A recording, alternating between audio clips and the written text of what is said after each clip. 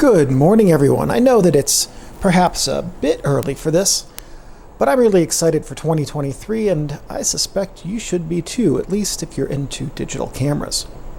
But first, the intro.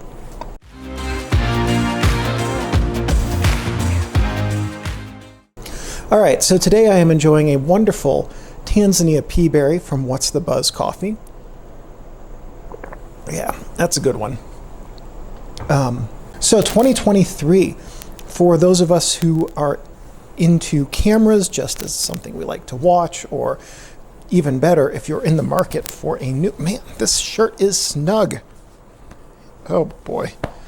It's not been a kind summer. Anyway, if you are in the market for a new camera in 2023, it's going to be a very, very exciting market. There are 3 cameras that I'm specifically really excited about.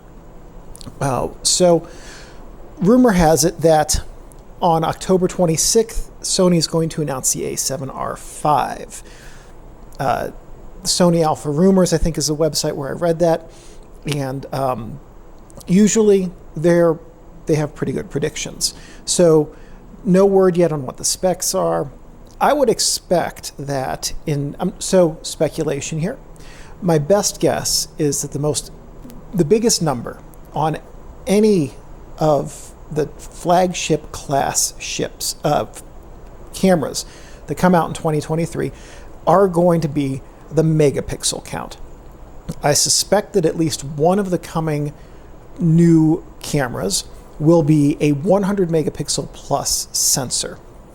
So the A7R5, I'm not certain what, I don't have any insight into what the specs are going to be. I'm not going to speculate. It would not shock me if that came in at or around the century mark for megapixels. Honestly, if you've seen enough of my videos, you know my take on megapixels. Anything really above about 12 or 16 for the majority of shooters is just a waste of camera resources and hard drive space. So will I be getting that camera? 0% chance of it. I can't afford to buy the hard drives needed to store 100 megapixel raw files. So at least not with the quantity of images I shoot when Steinbeck and I go on hikes, because he's so cute and I have to take tons of photos of him. He's also very tired from our hike this weekend still. Anyway, but I think that more importantly than the megapixel count, some of the other specs that are going to be coming out in this next generation of cameras are going to be even more interesting. And some of the ones that I personally am really going to be looking for are going to be things like battery capacity. Hi. Yes, you're a good boy. The more megapixels, the more sensor demand, the higher the video resolution, the shorter the battery life is going to be, right? That's true for all of these cameras. So battery capacity is going to be a significant thing to look out for. And for a lot of these cameras, which are going to be smaller, like the A7 series are not big cameras, the ability to then put a couple of added battery packs in through a battery grip will be a really good addition, although expensive, as always. Autofocus capabilities, and more importantly than just things like the number of autofocus points or the type of autofocus points, are going to be the way that the software behind the autofocus backs them up. Things like animal face recognition, bird, human, different things like that. It would be nice to see different types of autofocus settings. So for instance, would you be able to combine person-centric autofocus with, say, sports, or a play, or different events, things like that. Different ways the camera could know whether the action is going to be short bursts and then something somewhat stationary like sports, or a more steady pace at something, say, like a play. So I don't know if that is in development. Were I in charge of product development for this next generation of cameras, I would be looking at ways to get the autofocus to start to behave differently based on the setting in which the camera is being used, not just the subjects in front of it. Okay, so that would be something to watch out for, is how the autofocus works. So megapixel count, autofocus, and then the next really big one that I think is going to be a marquee headline type spec for the next generation of cameras will be the video resolution. Realistically, if the flagship cameras aren't coming in at 8K or higher for 2023, they're not going to be seen as competitive with the other flagship cameras, which gets me to what I think is going to be the only true flagship class camera that I'm looking forward to or very excited about in any way, shape, or form for 2023 is the Canon EOS R1. Now, the only things I found online about it so far are that Canon indicates it's going to have the highest megapixel count of any camera released today to the commercial market, which initially, that combined with the fact that Canon's been working on a 100 megapixel sensor for a handful of years, I think since 2018, led me to think, oh, they're going to release a 100 megapixel camera. And that makes a lot of sense for the EOS R1. It would be a great way to market that camera. If Sony beats them to the punch with the A7R5, could kind of take the wind out of Canon's sails. So at any rate, it'll be very interesting to see how those two companies get themselves positioned for a 100 megapixel sensor, which is why I led in with the A7R5. Even though technically not a flagship camera, it is the highest spec camera of the A7 line, which is what, 197, I think.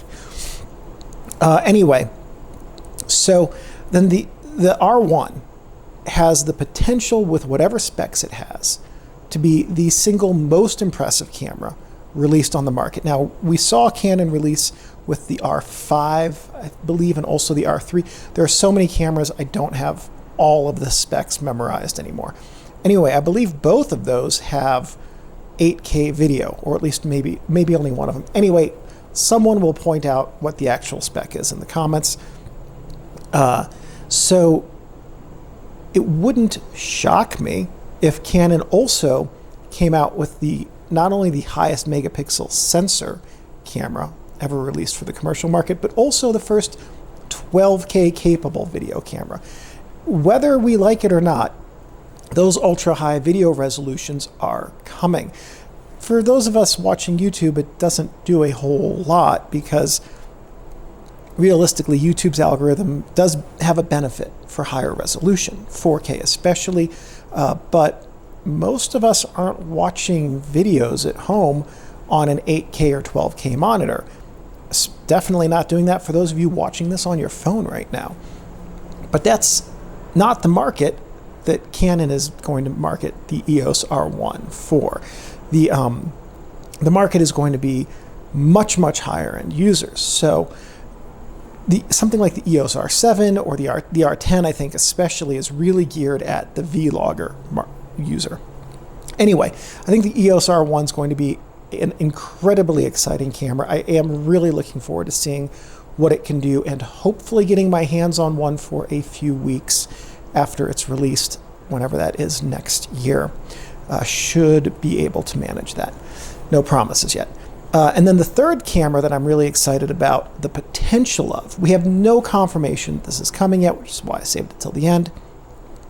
Ricoh just filed a new patent, if you saw on the Pentax Rumors website, for a new battery charger, the 186. When they filed the patent for the 183, that was a predecessor to the K3 Mark III. So after that battery charger patent came out, then the 3.3 came out.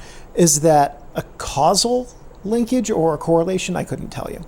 But they did just file a few weeks ago a new patent, also just like the 183, this one for the 186, also in Korea, for a new battery charger. And that could indicate that they're getting ready to announce a new camera. Will that be the K1 Mark III, or will that be the next generation 645? Don't know yet. We don't even know what is in the pipeline in terms of camera development because Ricoh's engineers are admirably tight-lipped about what's coming out. Good on them for that. So the 645 Z2 came out in, I think it was 2015. Was that right? Sounds right. I think it's older than the K1 Mark I. And the K1 Mark I came out in 2016. Hold on. I don't have my phone. I can't double check. Anyway, doesn't matter the specific years. The point of it is both of those flagship tier cameras are really long in the tooth. They are both really overdue for a refresh, and as we see with Ricoh, they test out some of their new core functionality of their cameras in the lower tier cameras before rolling them up to the flagships. They want the flagships to be released with all of the bugs worked out of all of the new stuff, right? So I don't know what they have in the works in terms of a new camera, but if it is the K1 Mark III, yeah, I'm going to be very excited to get that, and I'm really looking forward to getting an update on my original K1, which is really showing its age lately. So if they do release the K1 Mark III, I really hope that they keep a lot of what's in the K1 and the Mark II intact, especially the design for the fold-out screen, which remains my favorite fold-out screen on any camera I've ever used, any of the digital cameras. I think it's just fantastic and delightful to use that screen. So at any rate, I think that those three makers have a lot of potential to release very, very exciting cameras for the 2023 model year. And I think that it's going to be a very interesting camera market for all of those makers. Why aren't we talking about Nikon? You know, I was looking for their camera roadmap, and the one that I found turned out to have been apparently completely made up. So I have no idea what's in store for the Z line. And also some of the other Micro Four Thirds are not as due for a refresh, because some of those cameras, like Olympus, just released their flagship camera, a new flagship camera a couple months ago with the HS2, I think it's called. At any rate, so Sony, Canon, and Pentax all on deck to release very exciting cameras next year. And let me know what your guys' thoughts are on the 2023 camera outlook and those flagship cameras. See you guys in the next Cameras and Coffee. Right, Steinbeck?